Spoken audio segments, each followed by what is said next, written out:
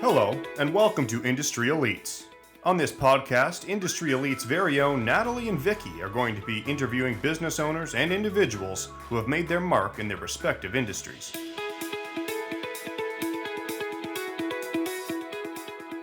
Ontario Wooden is the Associate Vice Chancellor at North Carolina Central University. He grew up in rural Southwest Georgia and is passionate about helping low-income and first-generation college students. Ontario did not actually plan a career in higher education, but expected to be an elementary school teacher and perhaps later a school superintendent. However, in his senior year of college, he was elected to be the vice president of the student body and had the opportunity to learn about the way that universities operate and had a close contact with the president and vice presidents on campus, and it totally changed the trajectory of his career. He obtained his college degree in early childhood education at Albany State University and then went on to focus on higher education for his master's and his PhD at Indiana University. He continued to advance and became a research associate and instructor while completing his graduate and doctoral programs. After 12 years, Ontario is still with NCCU and is currently the Associate Chancellor for Student Success and Academic Outreach. So on this week's episode of Industry Elites, we're excited to welcome Ontario Wooden, who is the Associate Vice Chancellor at North Carolina Central University. Thanks for coming on the podcast today. Thank you for having me.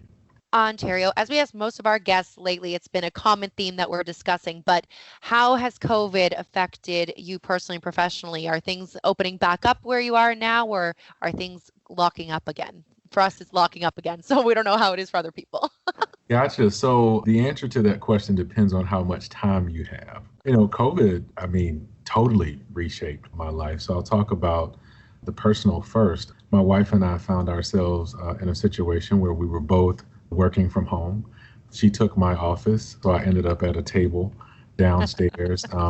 She was allowed to talk loudly on her calls, but I had to whisper on my calls, her rules, not mine. We were fortunate, though, and that our son's childcare center remained open during the process. Oh, wow. So we didn't have many days of dealing with our 14-year-old running around while we were attempting to get work done. But I also think it was really helpful for me and my wife to get that time together. So that was a positive there in the personal life. The work life, as you mentioned, I'm at a university. And so literally in March, you shut things down, you send students home. Students end up online taking courses. Students ended up also taking all online courses through the summer and this semester, or doing some variations of face-to-face, hybrid, and online. So it has changed the way we've done business from a professional standpoint. We have been having Zoom meetings and Skype meetings For and sure. WebEx meetings. You learn just how much you can get done away from the office. So you start to ask the question of, do I really need to go in the office every day? But you also learn, or you develop a newfound respect for those folks who work from home, because you have to learn how to create boundaries in order to stay healthy. So it's been different. It's been very different. Things are starting to open back up down here. Hopefully we can stay on that path, but we don't follow directions very well in the United States. And so we will see. Well, yeah, we've definitely had a lot of changes around here, at least in Canada. We were, I guess, kind of following the rules. And then ever since the schools opened, it's kind of increased. Yesterday, we had the same amount of cases that we've had per day in this province since May. So We're definitely kind of on that very direction. Yeah, we're on a not so gradual updraft. So they're kind of going to actually be announcing today, later this evening, to see kind of where we're going to go from this, as a lot of offices too have been reopened. Ours still isn't, and there's some estimating that it won't be open till late into 2021, and possibly for certain departments never. So This is definitely kind of changing the landscape with that work from home. Have you found a hindrance in between your work-life balance now that you're kind of working at home now all the time? I think it has made me not want to leave the house. We are ordering HelloFresh. We are Yes. ordering from Target. We are ordering from Amazon to pass the time. And so there are definite impacts. And what you find is at the end of the month, you spent way more money staying at home than you thought. It's like, wait, I've been at home. Why have I spent more money this month? Well, Amazon and Target and HelloFresh. And so that has definitely been different. But the other thing is, we've been able to get together with friends via Zoom and have game nights and celebrate birthdays, and so that's been different, but it's been fun. It's been fun. It's been a way for us to stay connected to friends and family, and so there's the silver lining, if you will. Yeah, for sure. I think it's always good to look at the silver lining of situations. I know from a lot of our previous podcasts, several people have always mentioned how, even though obviously the negative sides of COVID, but the positive sides have always been seeming like this is our opportunity to kind of take a step back, to slow down, and to also kind of reevaluate where things were at previously. And maybe for the business side of things, some individuals were utilizing the time to reevaluate and to move in a different direction coming out of it, or just to ask some necessary questions that you don't always get the chance to ask because we're always finding ourselves so quickly on the move to the next thing. So one of the other important pieces, I'm sure, of your job and just the theme of what your job surrounds itself on is education. So how do you really think the education process has been affected by COVID? And obviously you have a child as well, so I'm sure from a personal perspective that has impacted you too. So what I will say is, moving away from the silver lining piece for a moment, COVID has allowed for us to revisit a number of the inequities in our society as we think about students not being physically at school, as we think about virtual learning, as we think about some things seemingly as simple as eating. That there's a segment of our society who are and have been disenfranchised, and so For sure. there are students around the country who don't have the broadband or internet access to be able to do the virtual learning experiences that schools are now hosting. We know that there are children who depend on the school breakfast and lunch program in order to have a nutritious meal or even a meal at all. So, you start to wonder what's happening in those communities where the local school system or the community has not banded together to ensure that those opportunities continue. And so while there are so many positive aspects to the family and the life experience around COVID, there are those negatives that educational leaders are now having to grapple with. And, one of the things that we talk a lot in education about is learning styles. And so for students who don't learn well in the virtual environment, what do we know about their educational gains and possibly educational losses during this pandemic period as well? And so the challenges run the gamut. I am hopeful that school leaders and school districts and university leaders are working on the situations one at a time, because of course you can't fix everything at once, but I'm hoping over time, even after the COVID pandemic has passed, fingers crossed, there will be lessons from this experience that we will carry forward in educating children. Do you think that possibly going forward that as educators, we might start offering online courses to kind of high school and below as something to kind of bridge the gap? Or do you think once everything goes back to normal, whatever that normal would be, do you think that kind of learning process would be scrapped completely? You raise a good point. I think, in communities where the virtual learning has taken off, where the challenges have been few, where depending on whatever type of assessments are being used, if students are performing well, then I think that definitely becomes an option. And to the extent that moving to virtual learning might decrease the need to build a new school building, I think it could be helpful. Of course, we'd have to see what policymakers say about that as it relates to state funding for education and the like. But I do think that could be a possibility. I mean, when you think about the number of children around the world who are homeschooled, depending upon the technology, the internet and broadband to be able to do that, we do have models in place for it. And so I do think that public school systems, private school systems alike, should be open to that idea. Yeah, I think it's definitely something to take into account. And obviously, no one has ever experienced what we're all going through now. So I think essentially everything is very much a learning curve. That being said, we were talking about work-life balance, and I think a lot of us were struggling with the difficulties of finding that balance when you're doing everything from home. There's no separation of going to the office, taking your drive, even going out to get lunch, but you're constantly at home and then you're finishing your work day and your computer in your office are only maybe like a floor above. So it's a lot to really take in.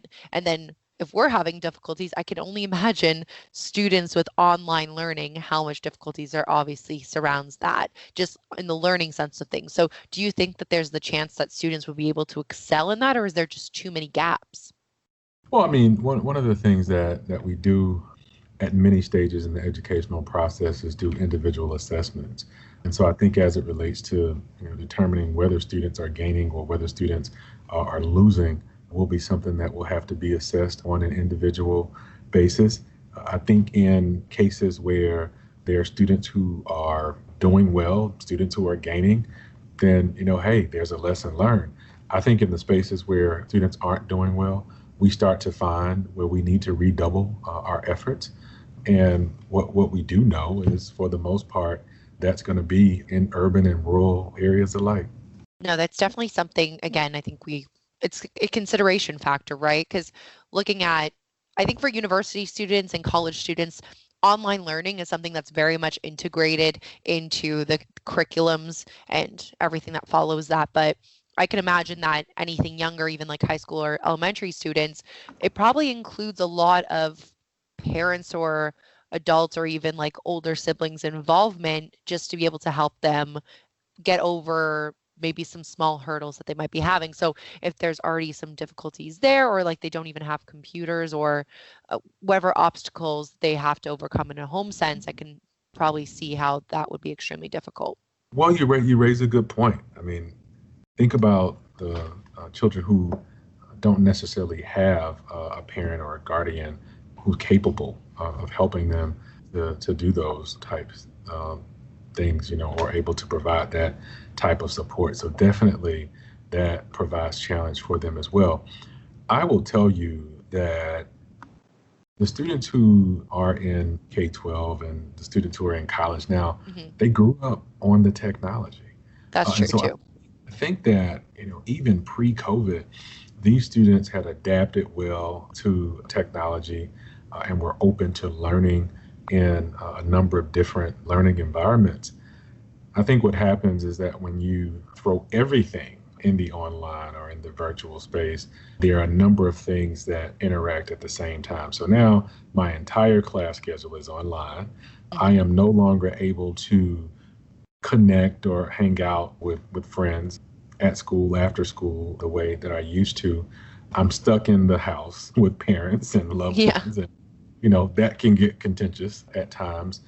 And so I think students are now finding themselves grappling with so many things at once that sometimes it can probably be difficult to find out if it's the technology, if it's the lack of association with friends, if it's too much stress from family. So there are a number of factors that are intersecting right now.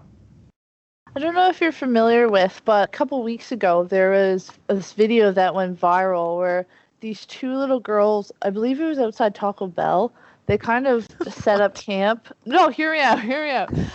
These two little girls, they were, I don't know. They were doing homework on the sidewalk. Yeah, I didn't see that video. Yeah, restaurant Wi-Fi. Yeah, they were literally sitting on a curb outside of a restaurant to get the Wi-Fi. And that was the saddest thing. Like, that genuinely broke my heart. I was kind of curious, do you know if there's any kind of programs out there that can assist kids like that during this time? Like, I realize it's probably maybe too early in the game to have things like that kind of set up, but do you think that's something that's going to exist going forward if it doesn't already? Well, I will tell you that I saw that story and it, definitely touched me as well. But there are a number of school systems around the country that are using school buses. They put hotspots on the school bus and they park in certain areas in order to give students in neighborhoods that are disenfranchised access wow. to internet. There are also school systems that are giving families the hotspots to be able to use. On my campus, that's an effort as well. Chromebooks as well. And so there is that situation that went viral with those two young people, but there are school systems that are working hard every day to mitigate those challenges. Kind of on the same point there, is there anything that the schools are kind of providing to give tips to the parents, kind of helping their children through online schooling? Because I know if this happened when I was growing up, like I was the only one who knew how to use the DVD player. So that definitely would have been a huge learning curve for my parents. Right.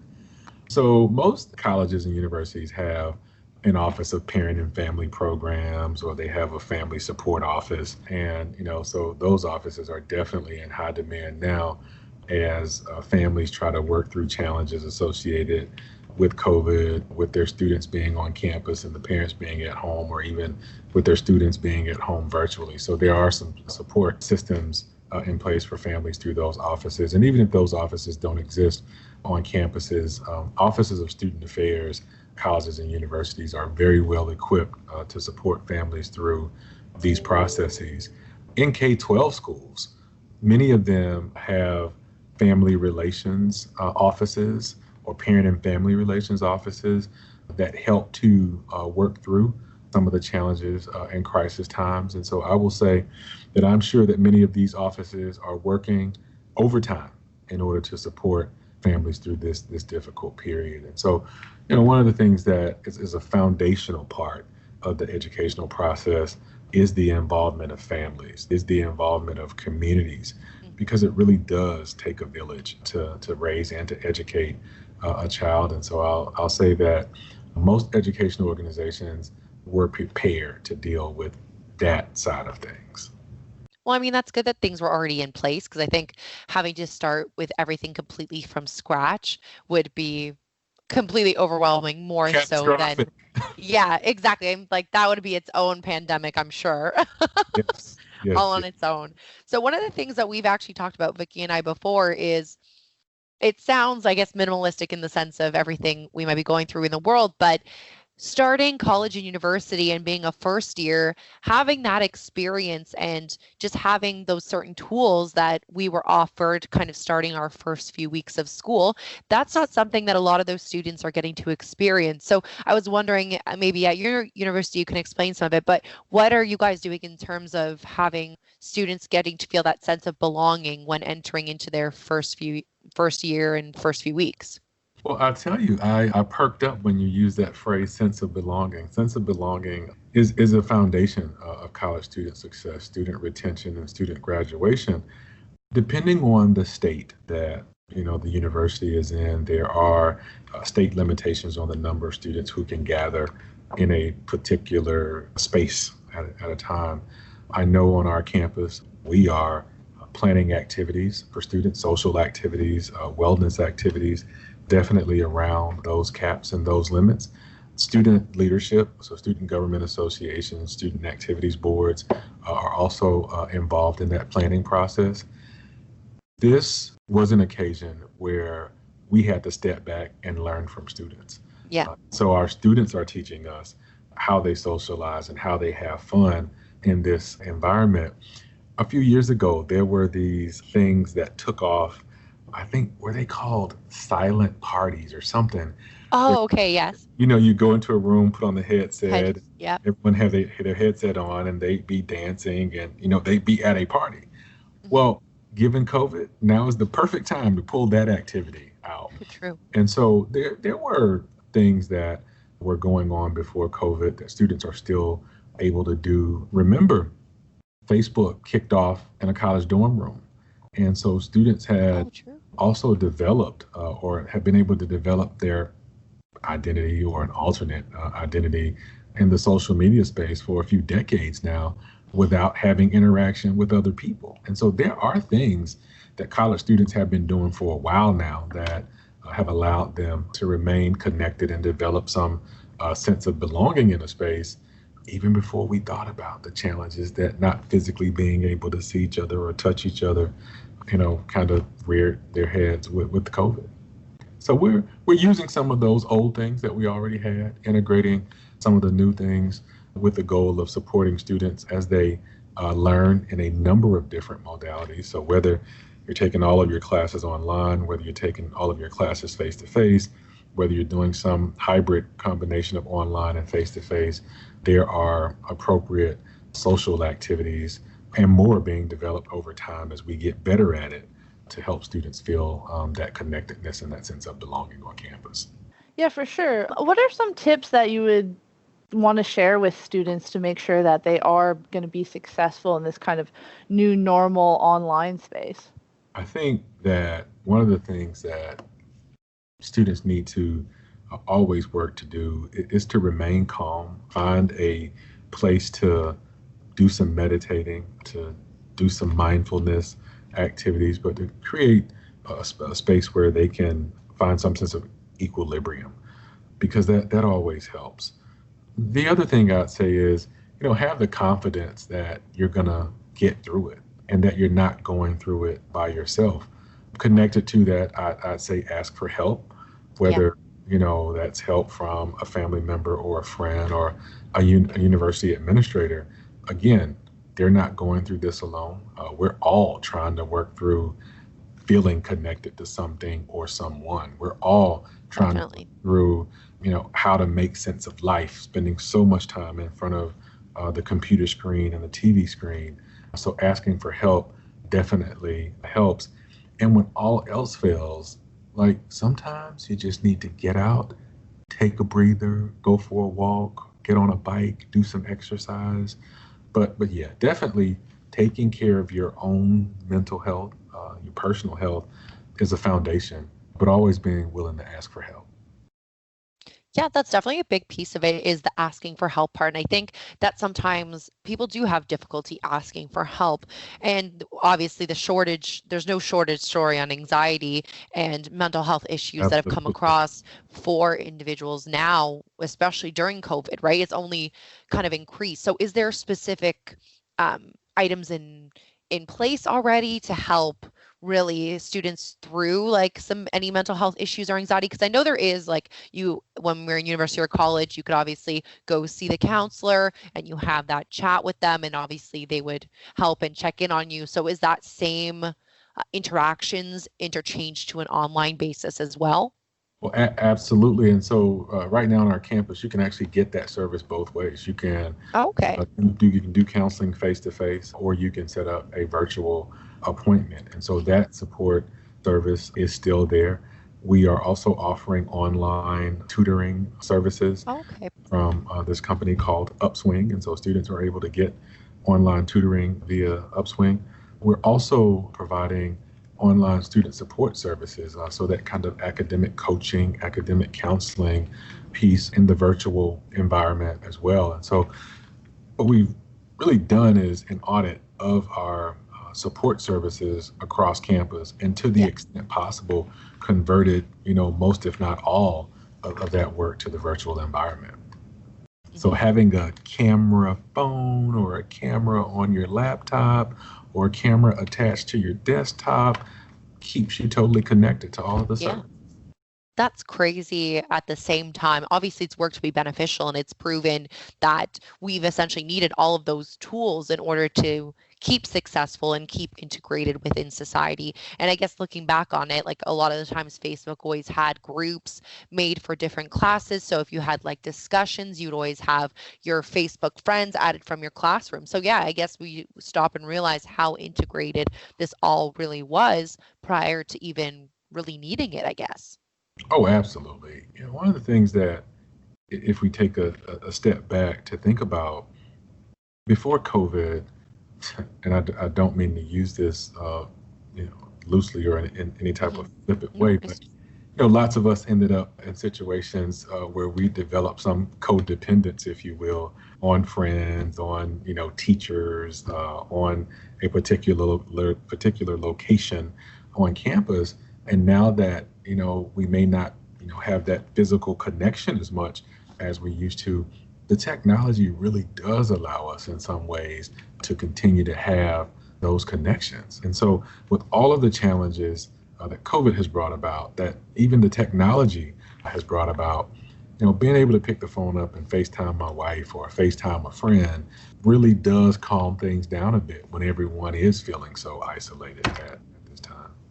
Yeah, there's definitely assets with, I think, or positive story with everything that we can be doing and can be utilizing. Just, I guess, touching base on the progress that the education system has made over the years, do you think that this is essentially putting a halt to it? And also with a side question, do you think that online learning is a full replacement for in-person learning, or do you think that there's always still going to be that benefit of in-person learning? I definitely say that the online learning piece during COVID has definitely slowed down progress. I think even though the online environment may not be perfect for most students, we have to give educators some credit for finding a way to continue or to continue to allow definitely to have the opportunity to connect, to at least be introduced to some new material, even if the learning gains aren't as much as we would have wanted them to be. So I'd say slowing down. And, this is not a replacement for face-to-face. I think there will continue to be a need for teachers in classrooms and school buildings and students even being able to be in the classroom together to not only learn from a teacher or a professor, but to also learn from each other. I mean, think about all the classes that you took, either in K-12 or college, where there was a classmate that actually helped you understand a concept better than a teacher did. And so, while students may not necessarily in a traditional sense aren't even having those experiences right now, they're still able to connect with each other via text message or via FaceTime or via a Facebook group or some other chat in order to be able to exchange ideas. And so I think there are enough positive things going on to make some progress, but to be where we were, no, it's definitely slowing down. Yeah, and as you said, that was definitely understandable, and we do want to commend teachers. I think that's not something that we want to lose sight of, is that they've had to essentially rearrange. Teachers. What? Sorry? We need teachers. Oh, yes.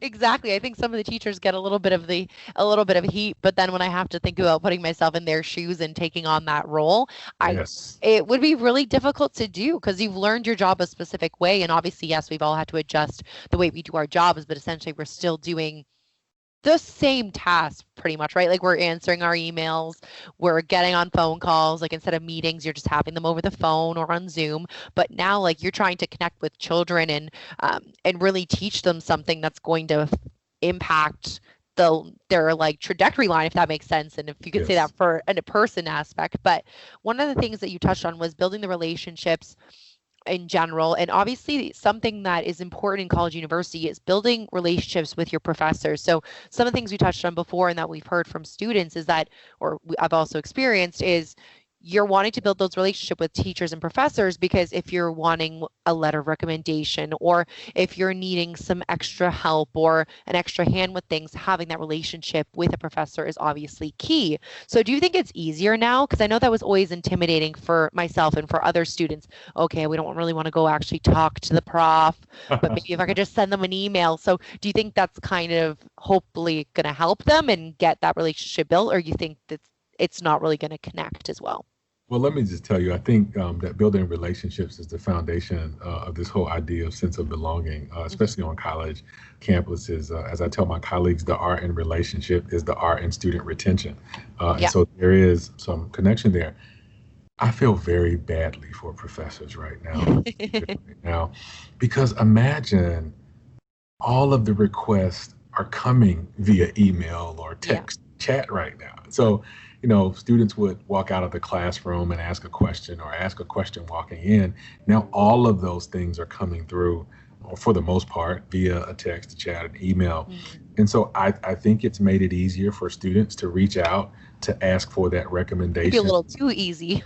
To reach out and ask for those things. But I also think it's now put new pressure on faculty and on teachers to be able to respond to all of those demands. And then you're sitting there and you're thinking, okay, let me remember the person's face that I'm texting or typing back to. And so I think it's kind of shifted, whereas in the past, students were a bit anxious about making those requests. I think now students are like putting it all out there. It's like a free for all. Absolutely. And faculty members are now saying, wait a minute, who am I emailing back? Who am I texting back? And so there's been a shift in that. But I think definitely helpful towards creating those relationships, much needed relationships. Yeah, no, definitely. I think another thing that we can maybe touch on is how would universities and colleges go about keeping students accountable? So obviously everybody has their deadlines, and teachers and profs would input like their syllabus or whatever their semester's plans were. And obviously there was always those students who needed a little bit of an extension or wouldn't be able to get things back right away. And obviously there'd be a mountain of excuses, whether some were true, I'm sure, and some were equally not as true. But how can teachers now go about keeping their students accountable? Do you think that's something that they're going to have to overcome as well, or you think it's not really an issue? Oh, no. Accountability on a number of levels is both an opportunity and a challenge right now. There are faculty members who are timing assignments. And so you log into the system, your assignment, quiz, test stays active for 30 minutes or an hour, and then it shuts down. And so that, continues to send the message to students, hey, you need to be aware of time. You need to, manage yourself. Even in the same environment, using the lockdown browsers on the laptops, and so that students can't open up new web browsers to look up answers. Oh gosh, I didn't even know that was a thing. Yeah, but it makes sense. It's smart. Oh yeah, to look up answers on tests and on quizzes. And so accountability is taking place in lots of areas right now. I called a friend the other day, and he was actually, he's an assistant principal, and he was actually doing an observation of a teacher in the virtual environment. Oh. And so I think folks have become really creative and innovative in finding ways to make this work. That again, even post-COVID, I think some of these things are going to remain in place because the need to have folks physically in an office or as many people physically in a classroom will reduce to a degree. I think that's true. I think there's going to be a lot more office space. People aren't going to be on top of each other as much as they maybe were before. That's definitely for sure. I read somewhere a few weeks ago that companies have already started, selling their buildings and have already decided that their folks can work from home. Mm-hmm. Well, that's a lot of accountability aspects too, because I think one of the things we've chatted about is the employers that didn't really see working from home as a benefit because there were so many obstacles or things that could potentially get in the way of being more focused and obviously completing their job. But I think there was a poll that I read that people found that they were more busy and they were finishing more things actually being at home versus being in the office, because they're like, okay, well, you're not having your 15-minute coffee break. Like if you have maybe it like 3 times a day, you're not maybe leaving your office for your full hour or half hour break of lunch. So it was taking out that social aspect, which I think obviously a lot of people enjoy out of that work environment when we get positive feelings from. And now it's purely on a work basis and finishing a lot more stuff than I think a lot of us thought. So it was a bit surprising too. Oh, I mean, think about it. There are folks who have an hour or 2-hour commute every morning and the same thing in the afternoon. Those folks have immediately gained like 2 to 4 hours back. Sleep. Of sleep or of work or something. But, and then on top of the commute, it's the getting the coffee once you get to the office. It's the scamming the internet for the news. It's the visiting with your colleague next door and then repeating that same thing in the afternoon. I mean, so there are some folks who probably have gained 6 additional hours in their day. Think about it. It's true. No, it's definitely true. And I think that just goes back to when we were saying that obviously COVID's a lot of our main discussions just because of how much I think we've all learned from it, whether it's positive, whether it's negative. But when we're actually stopping and taking that pause, you realize, I guess, the gaps in a system. You realize the time you spent doing all these additional things that maybe weren't requirements, or just finding ways to make things a bit more efficient. I mean, there really can't be anything wrong in recognizing that, whether they were good or bad. So even talking about your job specifically and your role in the university, how do you think that your position has mainly changed? I know you said that you guys have kind of evaluated all of the support services that you Yes. guys were offering and ensuring that was online. So was that like your main role and your main task for over these period of few months, or just give us an overview, I guess? Well, that's just one of the things. Looking at the support services and figuring out how many of those things we can move online or move to a virtual environment has definitely been helpful. But even the one-on-one meetings now, being able to do Yeah. those via WebEx, being able to do the team meetings via WebEx, being able to meet with external partners via WebEx as well. And so, literally, I could be at home in my pajamas getting the work done. Yes, exactly. That's definitely changed. But what I also have noticed is over the last 6 or so months, not working from the office with the team has made me feel a little bit of a disconnect from the team. And so Yeah. there really is some value in, sharing the hall and bumping into each other on the way to the restroom or in the break room or whatever. That really does build a sense of community, a sense of For sure. belonging. So while working from home for some may be the plan going forward, I am really hoping that will not be the case for me or my team Yeah. for the long-term future, because I really benefit, I think, from being around colleagues and being around thought partners, and even being able to have, students pop in, pop out of the office. But one of the things that I do know is that whether, you're like me in higher education, or whether you're in public education, or whether you're in a private sector, all of us have found ways to be nimble, to pivot Mhm. in ways that we never thought about before. For every person that that's really planned or really structured, I mean, think about the way COVID has changed them. And some of them will be Yeah. changed for the rest of their lives. hmm Yeah. I'm one of them, I think. So, I think all of us have taken a little bit of something, and if I feel like we can all presume that in some way or another, I'm sure something for someone has changed and will forever be changed. So I think that that was most of my discussion, what I wanted to talk about, and what we wanted to really dive deep into in our podcast today. So is there any final thoughts you want to leave our listeners with? well, there is one final thought. COVID has impacted us in a number of ways, as we both shared, the three of us have shared in some ways over the course of the podcast.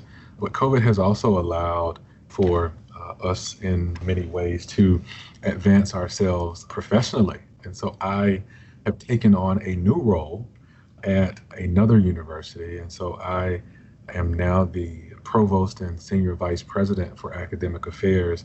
Oh, Uh, thank, congratulations. thank you, at Alcorn State University in Lorman, Mississippi. So Oh, I wow, am that's awesome. moving 12 hours away from Oh, North wow. Carolina to right, from North Carolina to Mississippi, and looking forward to this new venture for myself and for my family. But definitely continuing to work through and grapple with some of the same challenges related to COVID and student success that I worked on at North Carolina Central and over the course of my career. So just wanted to share that. Oh, that's awesome. Yes, I was on a side note, I'll edit this out, but I was wondering, I was like, oh, I hope he got it. He didn't say Oh, anything. oh, no, oh, I did. I That's did. awesome. And Well, on a side congratulations. note, yeah, and on a side note, I'm like, this is my first week. I'm actually here. Oh, so this is that's your new office. You're getting into it. You're figuring out your space. That's awesome. Yes. And Oh, so it's been amazing so far.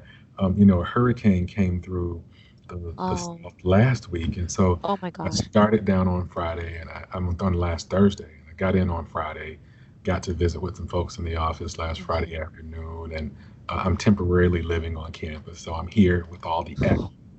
And Oh yeah, no. yeah. So it's been a good week so far. Well, it's a good week, but I'm sure it's been a lot. So I appreciate Yes, you taking the time to get on the podcast today and just really have some really good discussion, I think, on some yes. key issues that a lot of, I'm sure, educators are going through and those in the education field. So thanks for coming on today. Thank you so much. Thank you for the opportunity.